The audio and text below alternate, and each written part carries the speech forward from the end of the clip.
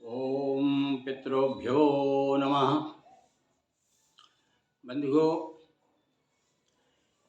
आज हम आपके सामने पुराणों में श्राद्धों का क्या वर्णन किया गया है। पुराणों में पितरों को बड़ा महत्व दिया गया है और आज हम आपको हमारे सामने आज स्कंद पुराण लाए हैं। हम स्कंद पुराण में ब्रह्मांड खंड सेतु महत्तम पृष्ठ क्रमांक 561 देखिए। जन सामान्य को जानकारी हो कि हमारे पुराणों में श्राद्ध के विषय में क्या क्या दिया है, और हम लोग जो भी आपको बताते हैं पुराणों के आधार पर ही बताते हैं। तो आज मैं आपको स्कंद पुराण मेरे सामने है और मैं उसमें से वाचन कर रहा हूँ ताकि आप वास्तव में समझ देखें कि पुराणों में हमारे पितरों के बारे में और श्राद्ध के बारे में क्या कहा गया है। तो सुनिए आप, मैं प्रारंभ कर रहा हूँ। लिखा है, जो मनुष्य आश्विन मास के कृष्ण पक्ष में अत्यंत लोभवश पितरों के उद्देश्य से महालय श्राद्ध नहीं करते वे बेताल होते हैं। जो आश्विन मास के कृष्ण पक्ष में महालय श्राद्ध के अवसर पर अपनी शक्ति के अनुसार 1, 2 या 3 ब्राह्मणों को भोजन कराता है, उसकी कभी दुर्गति नहीं होती। भादों शुक्ल पक्ष से लेकर मार्गशीर्ष मास के अंत तक तत्वदर्शी मुनियों ने महालय श्राद्ध का समय बताया है। यहाँ मार्गशीर्ष तक बताया है इसमें भाई। इसमें भी भादों का शुक्ल पक्ष विशिष्ट है और उसकी अपेक्षा भी आश्विन का कृष्ण पक्ष अधिक उत्तम माना गया है। इसलिए आश्विन कृष्ण पक्ष को सबसे श्रेष्ठ कहा गया है पुराणों में। तो इसलिए हम लोग विशेष रूप से अन्य मास का वो महत्व न देते हुए केवल आश्विन मास में ही अपने पितरों को याद करते हैं। तो उस कृष्ण पक्ष में प्रतिपदा तिथि को अब सुनिए आप। और जैसा कि इसमें ही बताया कि आश्विन मास में हर माह एक ब्राह्मण को भोजन कराना चाहिए, और यदि रोज हर माह आप हर माह नहीं, मतलब आश्विन मास में प्रतिदिन यदि आप एक ब्राह्मण को भोजन कराते हैं उसका क्या फल है तिथि के अनुसार, वह मैं पढ़ के बताता हूँ आपको। उस कृष्ण पक्ष में प्रतिपदा तिथि को जो मनुष्य भक्ति पूर्वक महालय श्राद्ध करता है उसके ऊपर सबको पवित्र करने वाले भगवान अग्निदेव प्रसन्न होते हैं। पहले तिथि पहले दिन जो पितृपक्ष का जो पहला दिन है उस दिन जो यानी कहने का मतलब प्रथमा तिथिया को वह अग्निलोक को प्राप्त होता है। और जो मनुष्य द्वितीया तिथि में श्राद्ध करता है उसके ऊपर गिरजापति भगवान शंकर प्रसन्न होते हैं। लीजिए, द्वितीया को जो श्राद्ध करेगा उस पर भगवान शिव प्रसन्न होंगे और वह कैलाश को प्राप्त होता है। जो तृतीया तिथि में भक्ति पूर्वक महालय श्राद्ध करता है उस पर ब्रह्मा, विष्णु और शिव तीनों देवता अनुग्रह करते हैं। तृतीया का महत्व बताया। इसी प्रकार तृतीया से लेकर चतुर्दशी तक महालय श्राद्ध को उत्तरोत्तर अधिक से अधिक महिमा है। जो मनुष्य भक्ति पूर्वक अमावस्या तिथि में श्राद्ध करता है उसके पितरों को अनंत काल तक तृप्ति बनी रहती है। स्वर्गलोक में देवताओं को अमृत पीने से जो तृप्ति प्राप्त होती है वैसी ही अनंत तृप्ति पितरों को अमावस्या में श्राद्ध करने से होती है। देखिए कितनी बड़ी महिमा बताई है। अमावस्या तिथि भगवान शंकर को अत्यंत प्रिय है। परम शांत तिथि है। इसमें महालय श्राद्ध करके वेदवेत्ता ब्राह्मणों को भोजन कराना चाहिए। ये बार बार उल्लेख किया गया है कि जो वेद पाठी ब्राह्मण हो, वेदों का जानकार हो, तो अमावस्या को श्राद्ध करने वाला पुरुष प्रत्यात्मा ब्रह्म की एकता को जानकर साहित्य मोक्ष को प्राप्त होता है। भाद्र मास आने पर देवस्वरूप पितर हर्ष से नाचने लगते हैं और हमारे पुत्र हम लोगों को तृप्ति के उद्देश्य से श्रेष्ठ ब्राह्मणों को भोजन कराएंगे। उस भोजन में हमें अत्यंत दारुण नरक का क्लेश नहीं भोगना पड़ेगा।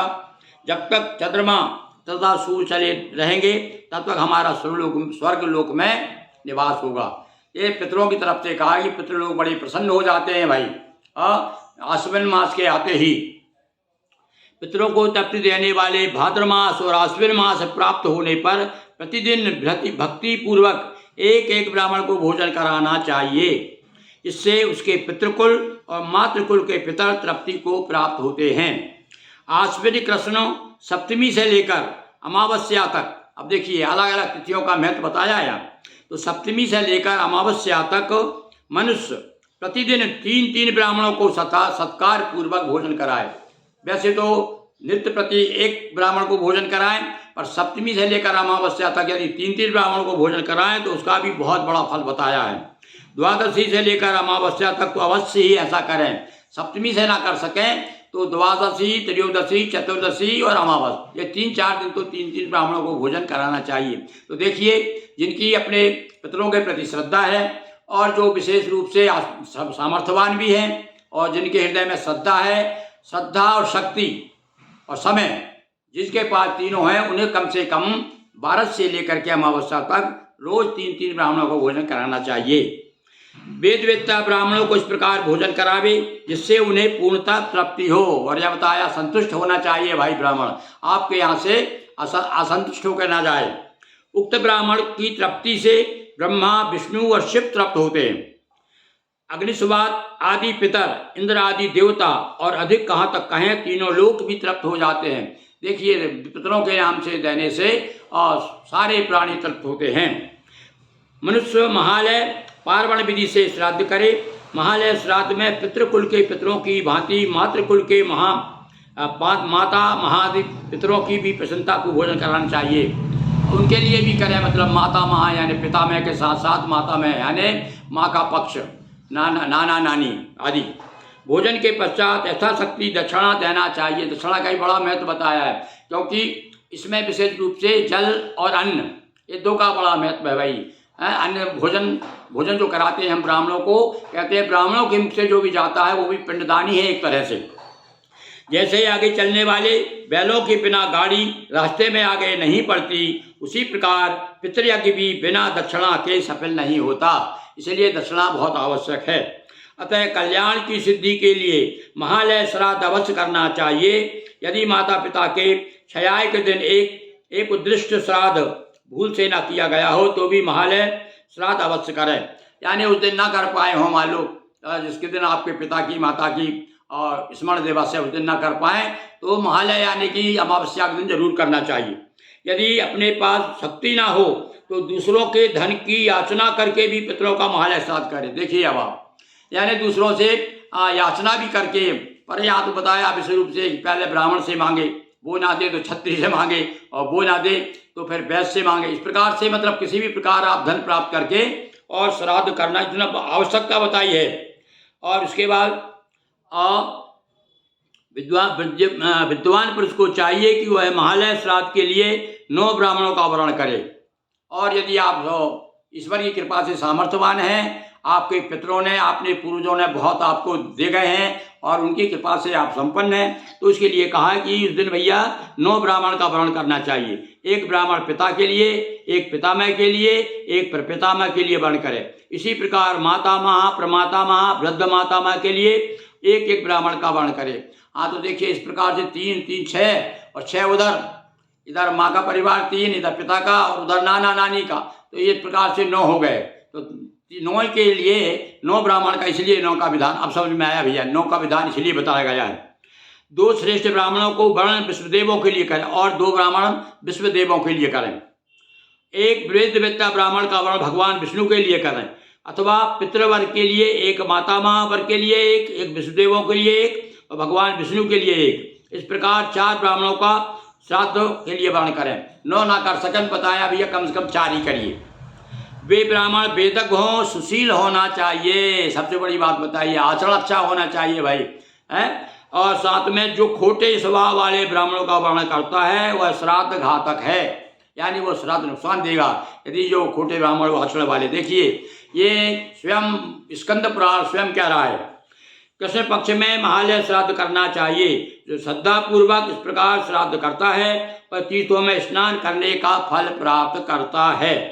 महालय श्राद्ध नित्य कर्म में गिना जाता है, अतः उसे न करने पर बड़ा भारी पाप लगता है। तो आज हमने आपको ये देखिए ये हमारे सामने ये स्कंद पुराण है और स्कंद पुराण का पेज नंबर 569 68 और 69 से हमने आपको आज श्राद्ध के विषय में बताया। और अब इसी प्रकार से कल हम संभवतः आपको अग्नि पुराण अथवा अन्य पुराणों की में जो श्राद्ध के बारे में और पितरों के बारे में क्या है वह पढ़ के बताएंगे। तो निश्चित रूप से आपको बहुत कुछ जानकारी श्राद्ध के विषय में प्राप्त हो गई होगी। देखें आप किस प्रकार से हमें प्रतिक्रिया देते हैं, और आप यदि और सुनना चाहते हैं तो हमें लिखिएगा। बहुत बहुत धन्यवाद। ओम पितृभ्यो नमः।